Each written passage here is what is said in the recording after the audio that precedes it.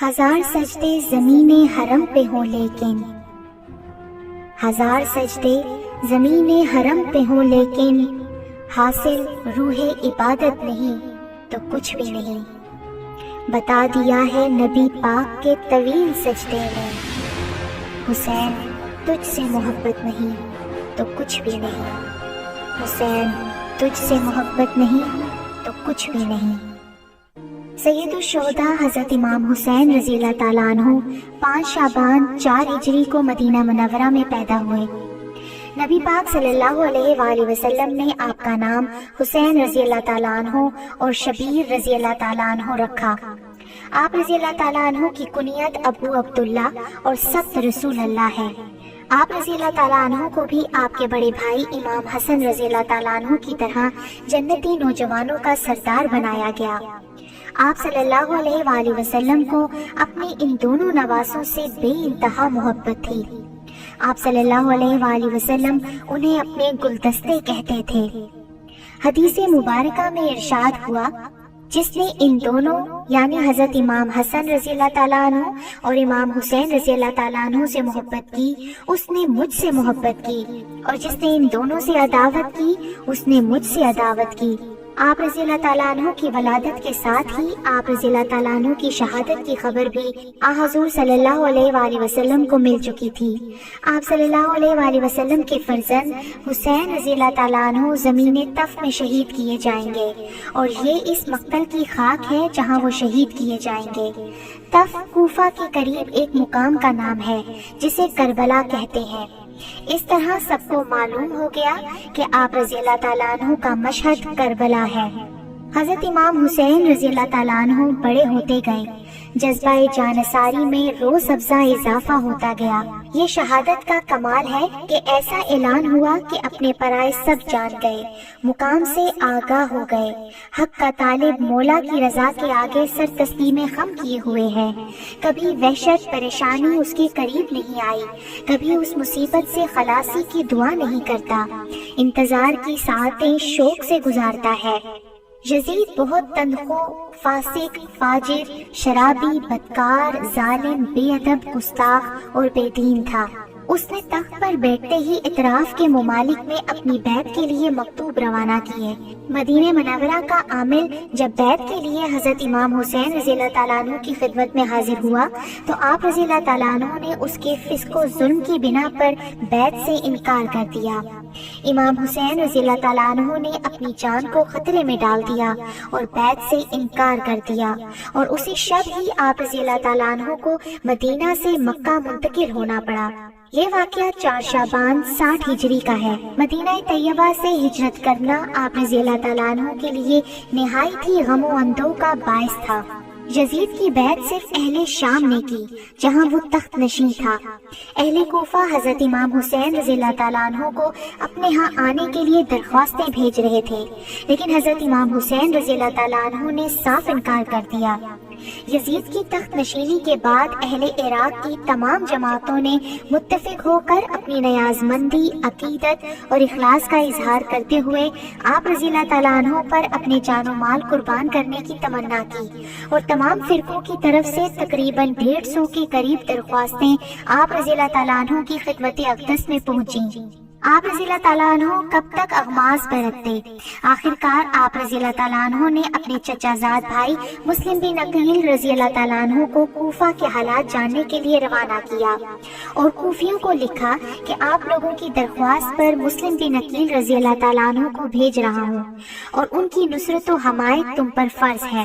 اس سفر میں مسلم بن عقیل رضی اللہ تعالیٰ عنہ کے 2 نوعمر فرزند محمد رضی اللہ تعالیٰ عنہ اور ابراہیم رضی اللہ تعالیٰ عنہ بھی ان کے ہمراہ تھے۔ کوفہ پہنچ کر حضرت مسلم بن عقیل رضی اللہ تعالیٰ عنہ نے مختار بن عبید کے گھر قیام کیا۔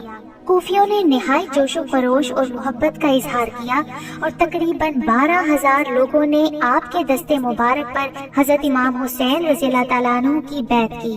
یہ جوش و جذبہ اور محبت دیکھ کر حضرت مسلم بن عقیل رضی اللہ تعالیٰ عنہ نے حضرت امام حسین رضی اللہ تعالیٰ عنہ کو یہاں کی حالات کی اطلاع دی کہ آپ رضی اللہ تعالیٰ عنہ جلد تشریف لائیں تاکہ حق کی تائید ہو۔ ان دنوں حکومت شام کی جانب سے نعمان بن بشیر کوفہ کے گورنر تھے۔ اس معاملے میں انہوں نے کسی قسم کی دست اندازی نہ کی۔ یزید ہضرمی اور عمارہ بن ولید بن عقبہ نے یزید کو اطلاع دی کہ حضرت مسلم بن عقیل رضی اللہ تعالیٰ عنہ تشریف لائے ہیں اور اہل کوفہ کے ہزارہ آدمی ان کے ہاتھ پر بیعت کر چکے ہیں، اور نعمان بن بشیر نے ابھی تک ان کے خلاف کوئی کارروائی نہیں کی۔ یزید نے یہ اطلاع پاتے ہی نعمان بن بشیر کو معزول کر دیا اور عبداللہ بن زیاد کو کوفہ روانہ کر دیا۔ عبداللہ بن زیاد بہت مکار تھا، وہ اپنی فوج کے ساتھ بصرہ سے روانہ ہوا۔ اس نے قادسیہ میں اپنی فوج کو چھوڑا اور خود حجازیوں کا لباس پہن کر مغرب اور عشاء کے درمیان اس راستے سے کوفہ میں داخل ہوا جس راستے سے حجازی قافلے کوفہ میں داخل ہوتے تھے۔ اس مکاری سے اس کا مقصد یہ تھا کہ اس وقت اہل کوفہ بہت جوش میں ہے اور کوفہ میں اس طریقے سے داخل ہونا چاہیے کہ وہ پہچان نہ سکے، اور یہی کچھ ہوا۔ جب وہ کوفہ میں داخل ہوا تو مستانہ بلند کرتے مرحبا کہتے ہوئے اس کے گرد جمع ہو گئے۔ یہ مردود چلتا تو رہا لیکن مصلحت سے خاموشی اختیار کیے رہا کہ اس کا فریب نہ کھل جائے۔ جب وہ دارالمارا گورنمنٹ ہاؤس میں داخل ہوا تو اس وقت لوگوں پر یہ حقیقت کھلی۔ رات گزرنے کے بعد ابن زیاد نے صبح تمام اہل کوفہ کو جمع کیا اور یزید کی مخالفت سے انہیں ڈرایا، دھمکایا اور اس طرح مسلم بن عقیل رضی اللہ تعالیٰ عنہ کی جماعت کو منتشر کر دیا۔ حضرت مسلم بن عقیل رضی اللہ تعالیٰ عنہ نے بانی بن غزوہ کے مکان میں اقامت فرمائی۔ ابن زیاد نے محمد بن اشد کو ایک دستہ فوج بھیج کر اس کو قید کروا لیا اور کوفہ کے عمائدین کو بھی قلعہ میں بند کر دیا۔ حضرت مسلم بن عقیل رضی اللہ تعالیٰ عنہ نے یہ خبر سنی تو انہوں نے ندا دی۔ 40,000 کے قریب لوگ آپ رضی اللہ تعالیٰ عنہ کے گرد جمع ہو گئے اور قصر شاہی کا احاطہ کر لیا۔ اگر حضرت اسی وقت حکم دیتے تو اس وقت قلعہ فتح ہو جاتا، کیونکہ کوفیوں کی بدعہدی، ابن زیاد کی فریب کاری اور یزید کی عداوت ثابت ہو چکی تھی۔ پھر بھی آپ رضی اللہ تعالیٰ عنہ نے لشکر کو حملے کا حکم نہ دیا کہ مسلمانوں کی خون ریزی نہ ہو سکے اور گفتگو سے صلح کی کوئی صورت نکل آئے۔ دشمن نے اس کا فائدہ اٹھایا اور قلعے میں قید رؤسا کو اس بات پر مجبور کیا کہ وہ اپنے رشتہ داروں کو مسلم بن عقیل رضی اللہ تعالیٰ عنہ کی حمایت سے باز رکھے، اور ایسا ہی ہوا۔ حضرت مسلم بن عقیل رضی اللہ تعالیٰ عنہ کا لشکر منتشر ہو گیا اور مغرب کی نماز کے بعد کوئی بھی ان کے ساتھ باقی نہ تھا۔ اس مسافرت میں وہ تنہا رہ گئے۔ دعا نامی ایک عورت نے اسی لیے آپ رضی اللہ تعالیٰ عنہ کو اپنے گھر میں فروکش کیا، لیکن اس کے بیٹے نے کوتوال شہر محمد ابن اشد کو خبر کر دی۔ وہ مکاری سے ان کو مصالحت کے بہانے عبید اللہ بن زیاد کے پاس لے کر روانہ ہوا۔ تیگ زن دروازے کے دونوں پہلو میں چھپے ہوئے تھے۔ جو ہی وہ دروازے میں داخل ہوئے، تلواروں کے وار سے بنی ہاشم کے مظلوم مسافر کو شہید کر دیا گیا اور ساتھ ہی ان کے دونوں صاحبزادوں کو بھی تیغ ستم سے شہید کر دیا گیا۔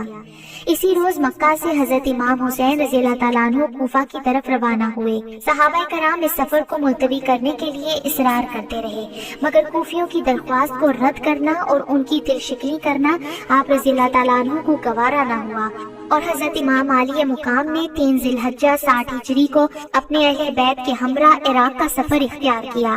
آپ رضی اللہ تعالیٰ عنہ نالیہ میں تھے کہ آپ رضی اللہ تعالیٰ عنہ کو کوفیوں کی بدعہدی اور حضرت مسلم بن عقیل رضی اللہ تعالیٰ عنہ کی شہادت کی خبر ملی تو اس وقت بنو عقیل نے جوش میں آ کر کہا، خدا کی قسم ہم سرزمین کوفہ کو اس وقت تک نہ چھوڑیں گے جب تک اپنے بھائی مسلم کے خون کا بدلہ نہ لے لیں گے۔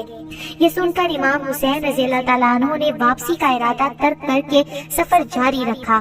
جب کوفہ 2 منزل رہ گیا تو یہاں حرب بن زید ریاحی 1000 مسلح افواج کے ساتھ آپ رضی اللہ تعالیٰ عنہ کو گرفتار کرنے کے لیے بھیجا گیا۔ ظہر کے وقت آپ رضی اللہ تعالیٰ عنہ نے اذان کا حکم دیا۔ نماز کے بعد آپ رضی اللہ تعالیٰ عنہ دستہ ہر کے سامنے تشریف لے گئے اور فرمایا، اے لوگو، میں تم لوگوں سے معذرت کرتا ہوں، لیکن میں خود یہاں نہیں آیا، بلکہ میرے پاس تمہارے خطوط اور قاصد پہنچے کہ ہمارا کوئی امام نہیں، آپ آئیں، ممکن ہے کہ آپ کے ذریعے اللہ ہمیں راہ ہدایت پر لگا دے۔ اگر تم لوگ اپنے عہد اور بیت پر قائم ہو تو میں تمہارے شہر میں داخل ہوں، ورنہ یہیں سے واپس چلا جاؤں۔ حور کے دل میں خاندان نبوت اور اہل بیت کی عظمت ضرور تھی، مگر وہ بن زیاد کے حکم کے ہاتھوں مجبور تھا۔ اس کی وجہ سے وہ اپنی بات پر اڑا رہا، یہاں تک کہ حضرت امام حسین رضی اللہ تعالیٰ عنہ کو کوفہ کی راہ سے ہٹا کر کربلا میں نزول فرمانا پڑا۔ یہ محرم 61 ہجری کی دوسری تاریخ تھی۔ آپ رضی اللہ تعالیٰ عنہ نے اس مقام کا نام دریافت کیا تو معلوم ہوا کہ اس مقام کو کربلا کہتے ہیں۔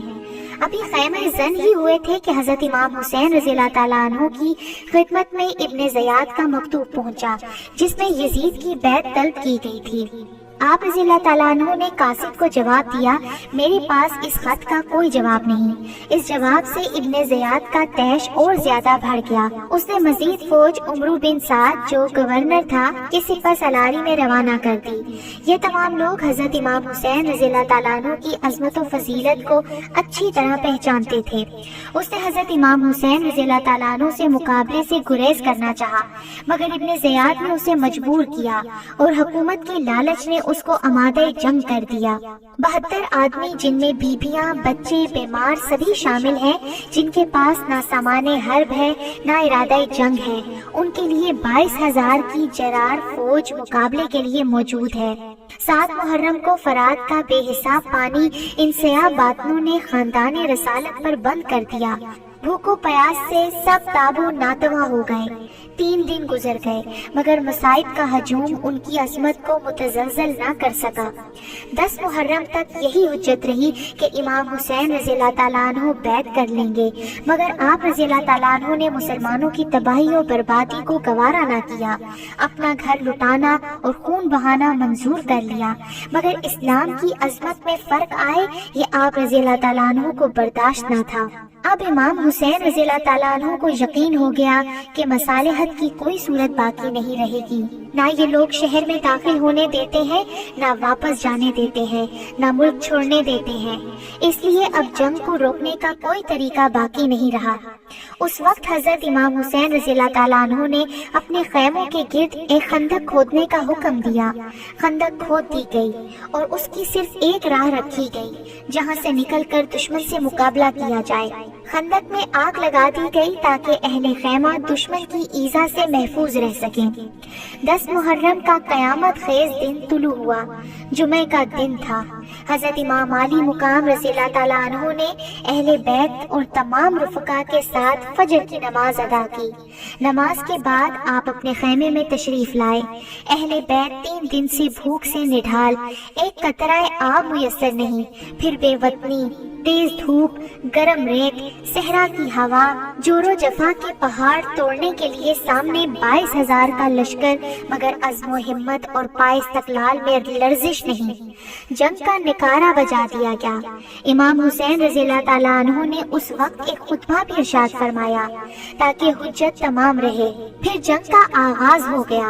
علی مرتضیٰ رضی اللہ تعالیٰ عنہ کے خاندان کے بہادروں نے کربلا کی تشنہ لب زمین کو دشمنوں کے خون سے لالا زار کر دیا۔ اس طرح خاندان امام حسین رضی اللہ تعالیٰ عنہ کے نوجوان اپنی بہادری کے جوہر دکھا دکھا کر امام رضی اللہ تعالیٰ عنہ پر قربان ہوتے چلے گئے۔ تمام شہزادے شہید ہوتے چلے گئے۔ اب امام رضی اللہ تعالیٰ عنہ کے سامنے علی اکبر رضی اللہ تعالیٰ عنہ دشمنوں پر حملہ آور ہو گئے۔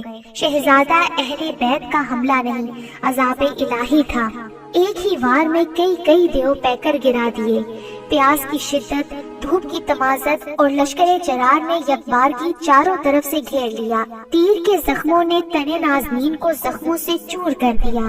حضرت امام حسین رضی اللہ تعالیٰ عنہ میدان میں جا پہنچے اور ان کو خیمے میں لے آئے، ان کا سر گود میں لیا، فرمایا آسمان کے دروازے کھلے ہیں، بہشتی حوریں شربت کے جام لیے انتظار کر رہی ہیں، یہ کہا اور جان جانے آفرین کے سپرد کر دی۔ اہل بیت کے قافلے میں سناٹا چھا گیا۔ پھر امام حسین رضی اللہ تعالیٰ عنہ مارکہ جنگ و جدل کے لیے تیار ہوئے۔ امامہ رسول خدا صلی اللہ علیہ وآلہ وسلم سر پر باندھا، مصری قبا پہنی، امیر حمزہ رضی اللہ تعالیٰ عنہ کی سپر پشت پر رکھی، حیدر کردار رضی اللہ تعالیٰ عنہ کی تلوار حمائل کی اور گھوڑے پر سوار ہوئے۔ رضائے الہی پر صابر و شاکر سب کو سپرد خدا کر کے میدان کی طرف رخ کیا۔ ایک بار پھر اتمام حجت کیا مگر بے سود، ایک ایک مقابل آیا۔ ایک بار پھر اتمام حجت کیا مگر بے سود، ایک ایک مقابل آیا اور آپ نے سب کا کام تمام کر دیا۔ زمین کربلا کوفہ کے بہادروں اور صف شکلوں کے خون سے سیراب ہو گئی، نعشوں کے انبار لگ گئے، لشکر میں شور مچ گیا، ہزاروں نوجوان دوڑ پڑے اور حضرت امام حسین رضی اللہ تعالیٰ عنہ کو گھیر کر تیر برسانا شروع کر دیے۔ گھوڑا زخمی ہو گیا، ہر طرف سے تیر آ رہے تھے، تنے ناز پرور تیروں کے نشانے پر ہے، نورانی جسم لہو لہان ہے۔ ایک تیر پیشانی اقدس پر لگا جو حضور صلی اللہ علیہ وآلہ وسلم کی بوسہ گاہ تھی۔ حضرت رضی اللہ تعالیٰ عنہ کو چکر آ گیا، نورانی پیکر خون میں نہا گیا اور آپ رضی اللہ تعالیٰ عنہ شہید ہو کر زمین پر گر پڑے۔ خولی ابن یزید نے بڑھ کر سر اقدس کو تنے مبارک سے جدا کر دیا۔ روایت ہے جب امام حسین رضی اللہ تعالیٰ عنہ شہید کیے گئے تو آسمان سے خون برسا اور اس روز بیت المقدس سے جو پتھر اٹھایا جاتا تھا اس کے نیچے تازہ خون پایا گیا۔ شہادت کے روز اندھیرا ہو گیا اور 3 روز مکمل اندھیرا رہا۔ امام حسین رضی اللہ تعالیٰ عنہ نے حق پر ثابت قدم رہتے ہوئے کس طرح فسق و فجور کا مقابلہ کیا اور آنے والی نسلوں کے لیے عزم و ہمت کی بے نظیر مثال قائم کر دی۔ اگر ہم واقعی حضرت امام رضی اللہ تعالیٰ عنہ سے سچی محبت کرتے ہیں تو ہمیں امام رضی اللہ تعالیٰ عنہ کی پیروی کرتے ہوئے حق و صداقت کے پرچم کو بلند کرنا چاہیے، اور جس عظیم مقصد کے لیے امام حسین رضی اللہ تعالیٰ عنہ نے اپنا گھر بار، جان، سب کچھ قربان کر دیا، اس کو اپنا مقصد اولین بنانا چاہیے۔